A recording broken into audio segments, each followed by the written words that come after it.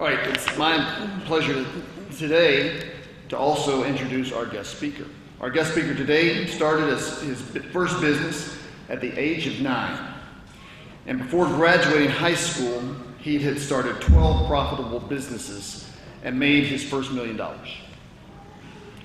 Did you all hear that over there? Okay, just make sure. At 15, he became the youngest American appointed to the board of a Tokyo-based corporation. His first book, entitled 15-Year-Old CEO, was released in Japan at the same year and became an instant hit, reaching number 4 on the bestsellers list. After high school, today's speaker briefly attended Virginia Tech. I have to restrain myself when I hear that. But after being tasked with a reading assignment on his entrepreneurial skills, he determined that his talents could probably better be used in the business world. While a freshman in college, his company had been offered as a buyout for a multi-million-dollar venture capitalist, in which he turned it down and instead sold the business for a significant profit. In his early 20s, his book, You Call the Shots, was released by Simon & Schuster to much success. He was then asked to become a consistent cast member on Oprah Winfrey's first primetime television series, Oprah's Big Game, which aired on ABC in 2008, and he was a runner-up on that show. He then moved to Los Angeles, where he hosted a business television series for BBC in London, among other television projects. After selling all of his internet companies in his early 20s, he continued to invest, travel, and appear for numerous speaking engagements and television appearances. Today, he is the chairman and CEO of Magic City Ford and Lincoln in Roanoke, Virginia. That was founded by his great-grandfather in 1938. He assumed the reins of control of this organization from Bill Johnson, Fishburne Military School class of 1970. He is one of a handful of fourth-generation car dealers in the country, and it is his newfound passion. Separately, he continues to invest in dozens of various startups across a wide spectrum of industries, and he invests in real estate and other projects on his own. Ladies and gentlemen, it is my sincere privilege to introduce to you Mr. Cameron Johnson.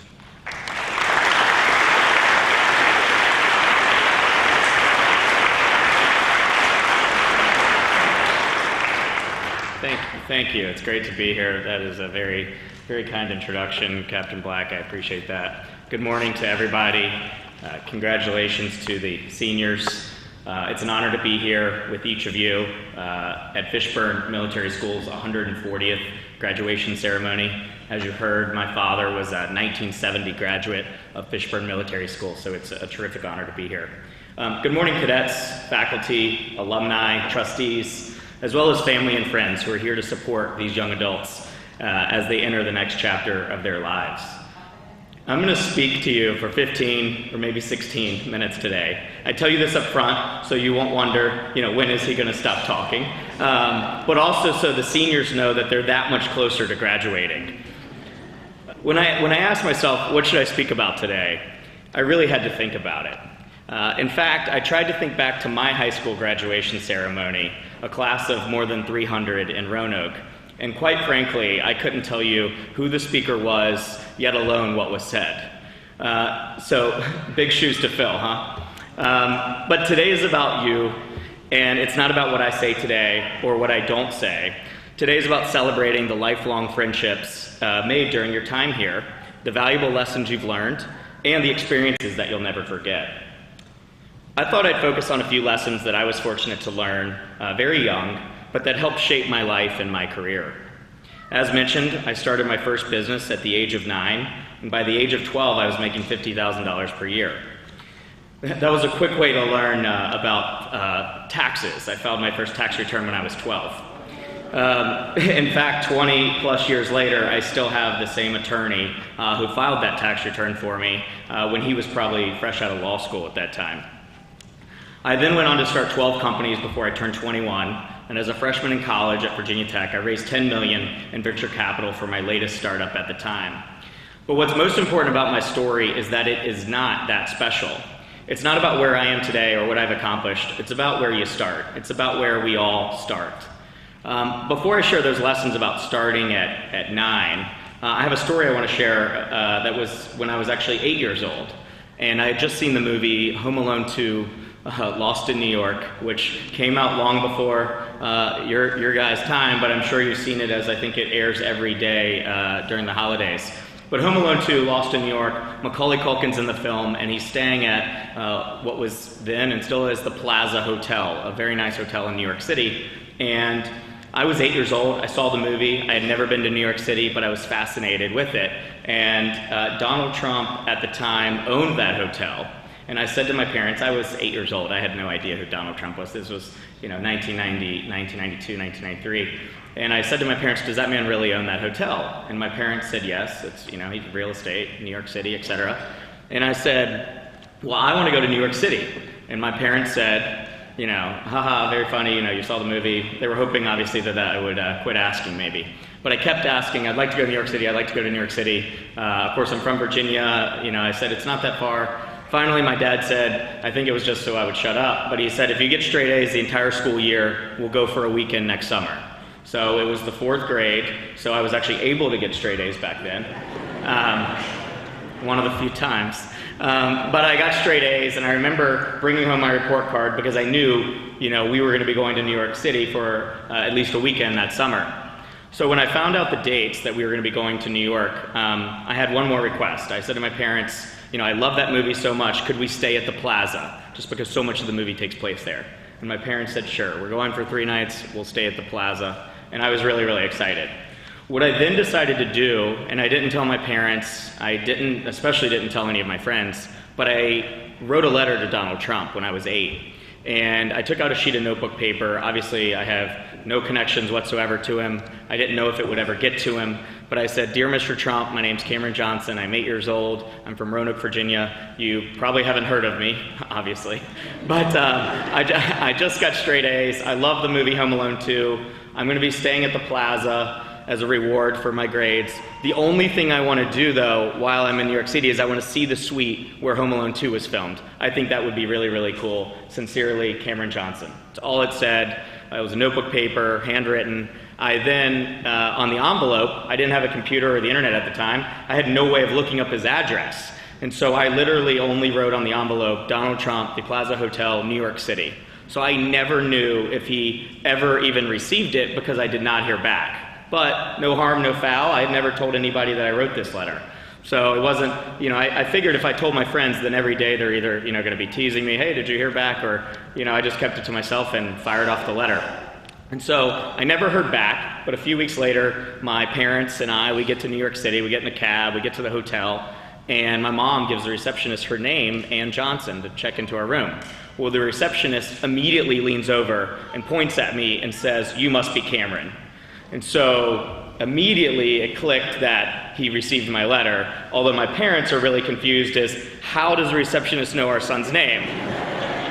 And so before my parents or my mom, I think she was in more shock, could even respond, she said, Mr. Trump received your letter. Now my parents are really confused. What letter? What have I asked for? What is going on? And she said, the receptionist continued and said, Mr. Trump understands you want to see the suite where Home Alone 2 was filmed. My parents are laughing at this point. And I said, yes, that would be so cool. And she said, well, Mr. Trump has arranged for you and your parents to stay in that suite the whole time you're here. And so obviously it was a great experience, but what I took away from that was, if I didn't ask for it, it wouldn't have happened. And I was 8 years old, and I was naive, and I didn't know any better, but literally look at the impact it had on my life. I said, ultimately, I want to, sure, I'll never be maybe on that level, but I want to be able to be successful and be a business person and to give back. So that really shaped my life just because I wrote a letter and he responded in such a way. I didn't meet him in person at that time. He wrote me a nice note. Congrats on the straight A's. I hope you enjoy your first visit to New York City. Here's a gift basket with, I love New York City t-shirts, things like that. But it really did have an impact on my life. So in my book, You Call the Shots, the very first chapter is titled, Put Yourself Out There. And that's because it's so much easier to come up with an excuse than to just get started. I'd rather start something and fail and learn from that failure and adjust and regroup and start again than to have an excuse and to have never done it. Even today, I hear the excuses, I don't have enough money, or I don't have enough education, or I just don't have the connections. Listen, I was in the 4th grade with obviously only a 4th grade education and maybe $50, and I figured it out. I started my first business when I was 9, and of course, it was a small one. It was a printing business called Cheers and Tears Printing Company. I would use my home computer and printer to print greeting cards, stationery, invitations, and I would sell them throughout our neighborhood door to door. It stayed small, but it taught me so many valuable lessons. Customer service, face-to-face sales, asking for the sale. That's one that so many people miss. And the most important thing as well was balancing a checkbook. Yes, I was able to open my first checking account when I was 10 years old. I still have that same account today. Cheers and Tears was a small business I ran for several years, and it enabled me to save up enough money to buy new equipment, my own new computer, my own new printer, all of those things. And it wasn't until I was 12, however, that I graduated to real business. My younger sister, Claire, had a collection of Beanie Babies. And Beanie Babies are, if you don't know, these little stuffed beanbag toys. They'd be sold at, Hallmark and greeting card stores or gas stations where they're sold as well today. But people would collect these, and they sold for $5, but some were so collectible they would sell for hundreds of dollars, even thousands on the internet. And so one day I decided to look up the value of a few of my sister's Beanie Babies. And remember, she was 6 and I was 12 at the time. And to her, these were just toys. To me, however, I saw opportunity. I thought I could maybe make a profit on these if I could convince her to sell them to me. So I did just that. I offered my 6-year-old sister $100, and $100 cash to a 6-year-old is like $1 million. And so she ultimately agreed. At the time, a new website had launched called eBay, and I immediately listed her Beanie Babies for sale, looking to make a profit on my $100 investment, and in 3 or 4 days, they sold for $1,000.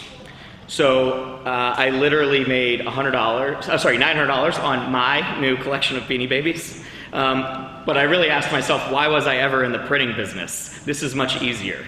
But don't worry, years later, I reimbursed Claire the $900, so I can tell that story with no shame, and I don't owe her a royalty. What I decided immediately, though, that I was done selling greeting cards and stationery door to door, this was much more lucrative, but my challenge was, how do I get more Beanie Babies? I could go to Claire and have her ask Mom and Dad for, more gifts of Beanie Babies at, various times of the year, and then I would just buy them for pennies on the dollar. I figured that would take too long. I could go store to store and try and find and buy them myself and resell them, but then I had a better idea.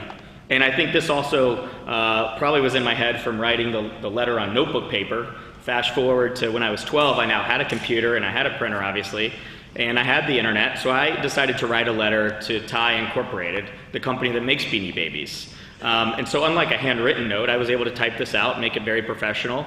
And so I looked up TIE Incorporated in Oak Brook, Illinois, and I typed up a nice letter explaining that I'm the president and CEO of Cheers and Tears Printing Company. I didn't tell them I was 12. But that I would like more information on selling their Beanie Babies over the internet. And, at the time, stores would compete to try and get to become a retailer of Beanie Babies, but apparently not as many people were asking to be a retailer and sell them online. So what was shocking to me was what they basically sent back was just an order form.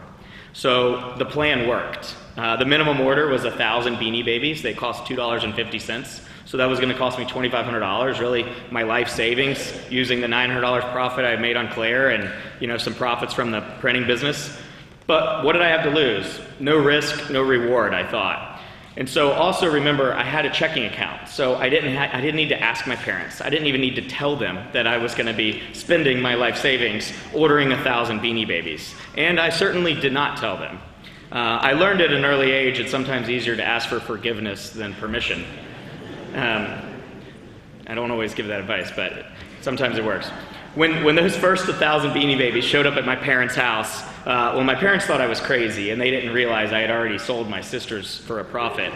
But I immediately sold those first 1,000 in a matter of weeks, and then I ordered 2,000, then I ordered 3,000, and I would continue to sell them. And at the end of that year, I was keeping 5,000 Beanie Babies, quote unquote, in stock. They were in a closet in my parents' basement that my dad is now charging me $75 a month rent for that closet. But at the end of that year, I'd made $50,000 selling Beanie Babies. And, you know, my mom would see me mailing all of these boxes late in the evening, but she never knew, is he making a profit? Is he breaking even? And every time, you know, every month when a bank statement would come, I would remind her, Mom, it's illegal to open someone else's mail. So my parents truly had no idea. After school and after soccer practice, late into the evenings, I would print shipping labels, I would box the next day's orders, and then I would take them to the post office or leave them outside with a pre-printed label. But that business taught me so much. So remember, put yourself out there. The same lesson from me writing those letters, look at how they sort of shaped and crafted my life and my next steps. The next lesson I'd like to share with you is to surround yourself with great people. They say you are the average of your 5 closest friends. I've always believed in having a mentor or mentors. This doesn't have to be someone you have coffee with every other week. In fact, I don't even think you need to know the person in order to be able to learn from them. As a kid, I was fascinated with successful business people. I looked up to Michael Dell, Bill Gates, Richard Branson. And by the way, one thing all 3 of those guys have in common is that they're all billionaires. But what's really, I think, fascinating is what they also have in common is that they all started their businesses as teenagers. Richard Branson didn't even graduate high school, so you guys are already ahead. Michael Dell and Bill Gates, they both dropped out of college, but those stories are definitely the exception and not the rule. I was able to learn so much from their books that I read as an 11, 12, 13-year-old kid about how they started, the challenges they faced, how they overcame them. I considered each of them to be a mentor in some way, even though I had no relationship with them. And back to that line, you are the average of your 5 closest friends. You know, if you hang out with the wrong crowd or you hang out with drug dealers, chances are you're probably a drug dealer. If you hang out with millionaires, chances are you'll probably become one. Fishburne Military School was founded in 1879. Remarkable legacy. Fishburne's mission is to forge educated and honorable young men of courage. To me, in one word, that's leadership. It's also what's missing in so many schools today, so we should all be thankful that the tradition continues right here. There are many meanings to a commencement speech, but to commence is to begin, and while this chapter may be ending for the graduates here today, this is really the beginning of the next chapter of all of your lives. I want to close with one final lesson, and that is to remember what it's all about and to give back. This game called life isn't about money. While making good money is nice, making a great life is even better. At the end of the day, it's about our friendships, our families, about doing the right thing, about leadership, about giving back. Truly, it is about leaving this place better than we found it, and that's not a cliche. I'm fortunate enough my parents taught me the valuable lesson in giving back at an early age. They taught me to tithe the church when I was just 10 years old, and I'd regularly participate in youth mission trips. I've been involved with numerous charities since I was a teen, but it wasn't until my book came out in 2007 that I was approached with a really great opportunity to give back on an even bigger scale. I'd been on CNBC discussing my businesses in my recent book, and one of Oprah's people saw me. At the time, unbeknownst to me, she was casting for a new primetime show called Oprah's Big Give. That show was going to be for ABC, and imagine Extreme Home Makeover, but with taking 10 ordinary people, traveling the country, giving back to those in need. So we basically competed against each other to give back. So it was a positive show, and we literally did air right after Extreme Home Makeover every Sunday night. I'll note, I think I was approached starting in season 1 and every single season for The Apprentice, but I never did it. But I was approached because of my, long-standing 8-year-old Trump connection. But I said no. I felt like he just really wanted the opportunity to say, you're fired, so I wasn't going to give him that. Oprah is a little bit nicer. This was an opportunity to give back in a big way, and who can say no to Oprah? So I said yes, and I spent 3 months filming this show in 8 different cities across the country. It aired every Sunday night, and truly all 10 of us were from different walks of life. I was the youngest on the show, and I was the business guy, but we all sort of worked together at times because we're working for a common good, but also we're competing with our ideas and with what we can come up with to be creative to raise money and give back. We traveled with over 100-person television crew. We weren't allowed cell phones or any communication with the outside world, no communication with our families or friends, no reading of newspapers or magazines, no TVs in our hotel rooms. They would go in advance, take the TVs out. So we literally were living in hotel rooms for 90 days. We were on a plane every 3 days. We weren't allowed to even glance at a magazine in an airport. And this was and still is standard practice for reality television. So you can see why people go crazy filming it, because this is what they go through. We were thrown in unique situations and usually told, okay, here's a small amount of money, say $2,500 or $5,000. How can you rally this community? And also keep in mind a community where we know no one, to raise $50,000 or $100,000 or even more in a matter of days. And we weren't allowed to use Oprah's name. We weren't allowed to say ABC, and we weren't allowed to use our own contacts. So I wasn't at an advantage of anybody else based on my contacts. But it was a fantastic experience. And of course, Oprah wanted this show to be big, and it was. We had major celebrities throughout all of our episodes. John Travolta, Jennifer Aniston, Jada Pinkett Smith, Will Smith's wife, Andre Agassi, Tony Hawk. In each episode, she would bring in really, truly celebrities that wanted to give back with us, and it was a great experience. She wanted America to tune into the show so that people at home were inspired to give back into their own communities in a small way. And she didn't want it to be a long-running series. She wanted it to be a one-time thing as a message of giving. Overall, I was the runner-up on the show. I had raised by far the most money. I think in total, collectively, we raised something like $4 or $5 million, which was quite a fun process. And it was no different to me than normal business sales. I'm asking for the sale when I ask somebody to come together for a common good to donate to charity. We were granting wishes for those in need in many cases, oftentimes dying wishes. Such as a kid in New York City, his dream, he had a very bad cancer diagnosis, but his dream was to throw a pitch at Yankee Stadium. And we made that happen for him, and a tour of the dugout in the locker room.